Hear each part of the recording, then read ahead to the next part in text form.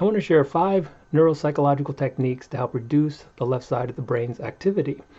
And it's not just my view. There are a few of us out there who really do point to the left side of the brain as the creator of the thinking mind, or the processing system behind the thinking mind. So the first is grounding, and I described this in another video. It's very, very easy. You just take your shoes and socks off and let your bare feet touch the earth. In one study, it found that the activity of the left brain was reduced, and in particular for some firing patterns associated with anxiety. So the second one is actually very simple. It's just squeezing the left fist. Remember, the brain is cross-wired. So the left side of the brain is connected to the right side of the body. The right side of the brain is connected to the left side of the body. So if I'm squeezing the left hand, that's activating the right brain, which relatively turns the left brain down. In one study, they used people performing in sports as the subjects, and they wanted to make sure that they were all going to be evaluated. And half of them would squeeze their left hand, the other half would squeeze their right. And what they were looking for is people who were choking. And that's the consequence of the left thinking mind. It just gets caught and trips all over itself. And what they found is that people who were squeezing the left hand, activating the right brain, were far less likely to choke than people in the opposite condition. Actually, for the third technique, all you have to do is orient yourself to the left. And there are a lot of easy ways you can incorporate this into your life. You can put your computer, every computer, I always have the computer to the left, particularly if I need to do something creative. And in one study, what they found is, again, they had half the people orienting to the left and the other half orienting to the right. And the people who were more open-minded were people who were orienting to the left. It's very difficult to convince the left brain of anything. And so if you're orienting to the right, that's activating the left brain, and it's virtually impossible to be open to new ideas.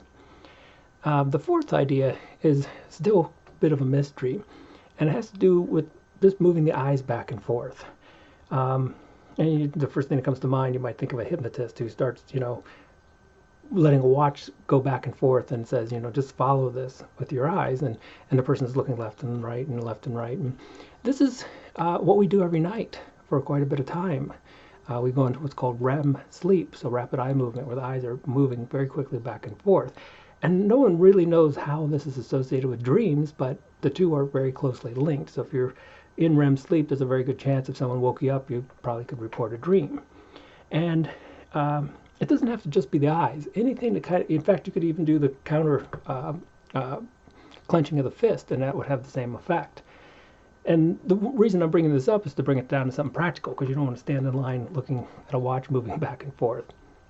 But you can do something in Tai Chi we call weight shifting. And if you do Tai Chi long enough, you realize that so much of it is just shifting to the left, then to the right, then to the left, and to the right. And if you're waiting in line anyway, and it doesn't look too ridiculous, you can actually, I do this all the time, and I don't know how ridiculous it looks, but I don't care, I guess.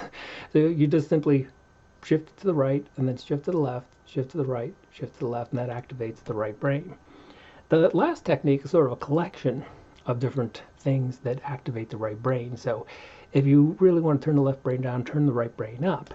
And all this entails is engaging some right brain activity. It could be, and coincidentally, it's all the things our current society doesn't value, things like music, art, poetry, humor, and sarcasm, compassion, and being more grateful. These are all right brain activities, and if you get them going, you'll relatively turn the left brain down. Things like metaphor, too. I might have left that one out, but if you look at all the works of the Buddha, all the spiritual teachings that have ever taken place on this planet, the vast majority of the spiritual teachings have used metaphor. And that's because when you're teaching spirituality, you want to get to the right brain, because the left brain is going to pretty much ignore it. So I hope that helps. As far as I know, there's individual research on each one of these, but I may be the only person on the planet who uses all of them all the time. And so it's kind of an ongoing experiment to see how it works out.